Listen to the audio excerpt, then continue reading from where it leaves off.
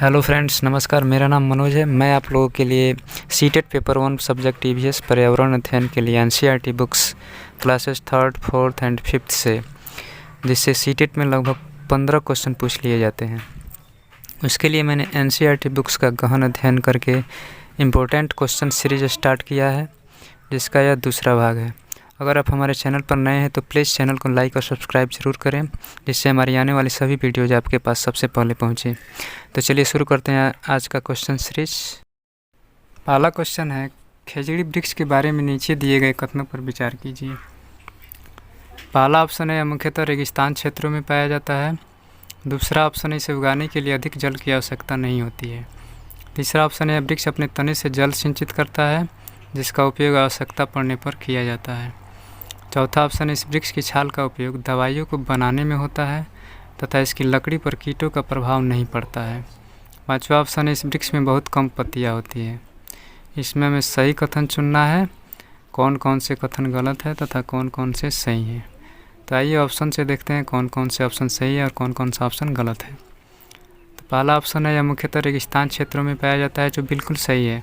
खिजड़ी जो वृक्ष होता है वह ज़्यादातर रेगिस्तानी क्षेत्रों में पाया जाता है। जैसे कि हमारे भारत देश में राजस्थान में यह पौधा अधिक मात्रा में पाया जाता है। खिजड़ी जो वृक्ष होता है वह राजस्थान का राज्य वृक्ष भी कहलाता है। इस प्रकार से पहला ऑप्शन बिल्कुल सही है।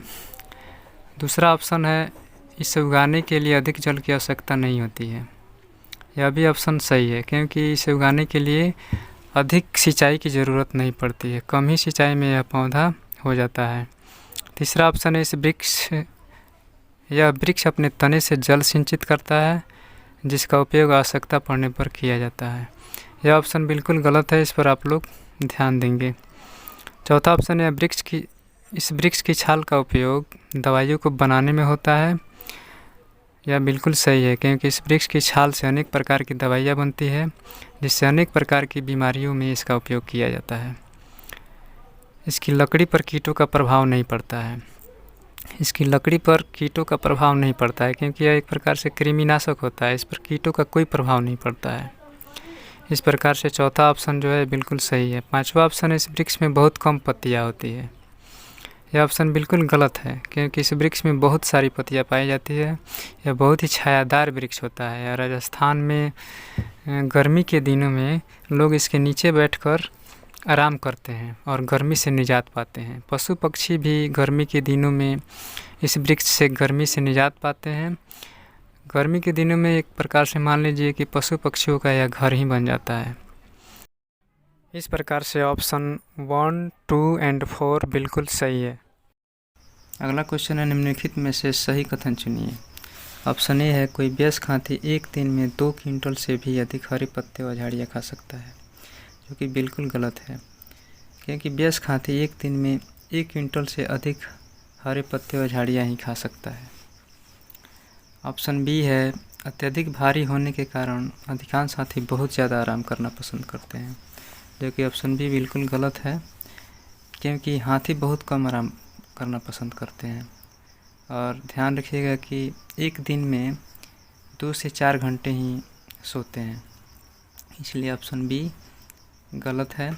ऑप्शन सी है, यहाँ तक कि 3 महीने की आयु के हाथी के बच्चे का भार सामान्यतः लगभग 200 किलोग्राम होता है। ऑप्शन सी बिल्कुल सही है, क्योंकि 3 महीने के हाथी के बच्चे का भार लगभग 200 किलोग्राम होता है। ऑप्शन डी, अधिकांश हाथी औसतन एक दिन में 9 से 10 घंटे सोते हैं। मैंने पहले भी बताया है कि हाथी बहुत कम आराम करना पसंद करते हैं और वे एक दिन में 2 से 4 घंटे ही सोते हैं। इस प्रकार से ऑप्शन सी बिल्कुल सही है कि 3 महीने के हाथी के बच्चे का भार 200 किलोग्राम होता है, और ऑप्शन ए, बी, डी गलत है। अगला क्वेश्चन है, कोई पक्षी पेड़ की ऊंची डाल पर अपना घोंसला बनाता है, यह पक्षी हो सकता है। ऑप्शन ए शकरखोरा, ऑप्शन बी कलचीड़ी, ऑप्शन सी कौवा एंड ऑप्शन डी फाख्ता। इसमें सही आंसर होगा ऑप्शन सी कौवा, क्योंकि कौवा ही एक ऐसा पक्षी है जो पेड़ की ऊंची डाली पर अपना घोंसला बनाता है, और कौवे के घोंसले से लोहे का तार भी पाया गया है। एग्ज़ाम में यह भी पूछा जा सकता है कि किस पक्षी के घोंसले से लोहे का तार पाया जाता है।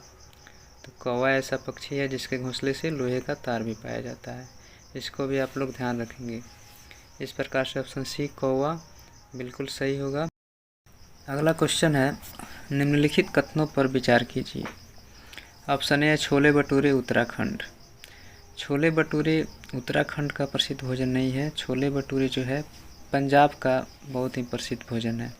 छोले भटूरे पंजाब में बहुत ही चाव से खाया जाता है, इसलिए ऑप्शन ए छोले भटूरे उत्तराखंड यह गलत है। ऑप्शन बी है नारियल डली करी के साथ उबला टैपियोका केरल। नारियल डली करी के साथ उबला टैपियोका ऐसा व्यंजन केरल में खाया जाता है, वहाँ बहुत ही प्रसिद्ध है, इसलिए ऑप्शन बी सही है। ऑप्शन सी है सरसों के तेल में बनी पकी मछली कश्मीर में। कश्मीर में सरसों के तेल में बनी मछली को बहुत ही चाव से खाया जाता है, इसलिए यह भोजन वहाँ का प्रसिद्ध है, इसलिए ऑप्शन सी बिल्कुल सही है। ऑप्शन डी है नारियल के तेल में बनी पकी मछली गोवा। नारियल के तेल में बनी मछली गोवा में बहुत ही प्रसिद्ध है। वहाँ के लोग नारियल के तेल में बनी मछली बहुत ही चाव से खाते हैं। इस प्रकार से ऑप्शन बी सी डी बिल्कुल सही है और ऑप्शन ए गलत है। नेक्स्ट क्वेश्चन है, निम्नलिखित में से कौन से जानवर का आगे का दांत उसकी पूरी ज़िंदगी बढ़ता रहता है। ऑप्शन ए बिल्ली, ऑप्शन बी सांप, ऑप्शन सी बाघ एंड ऑप्शन डी गिलहरी।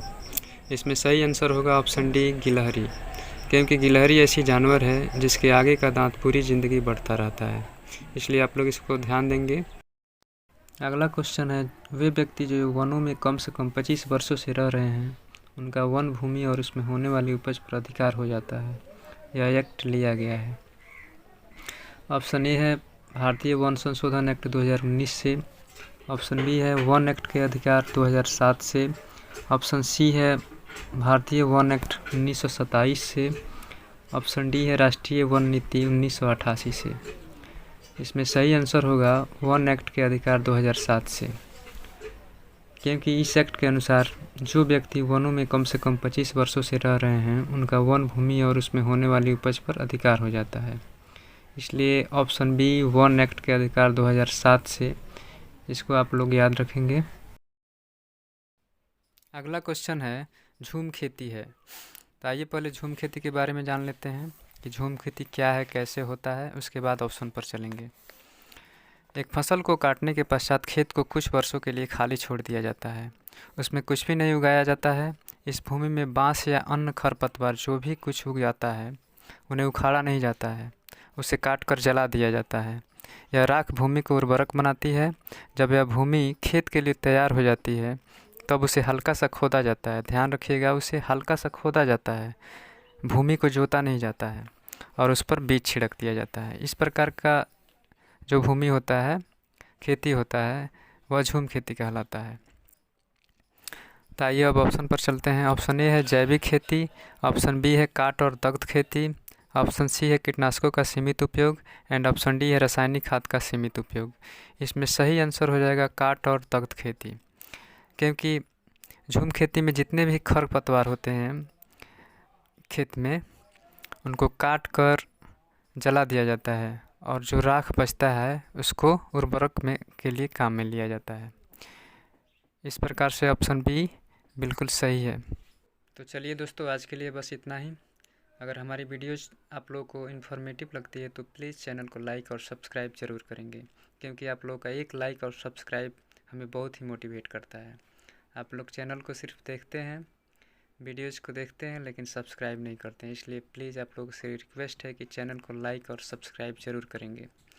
तो चलिए फ्रेंड्स, मिलते हैं नेक्स्ट वीडियो में। तब तक के लिए अपना ख्याल रखिए, हंसते रहिए, मुस्कुराते रहिए। जय हिंद, वंदे मातरम।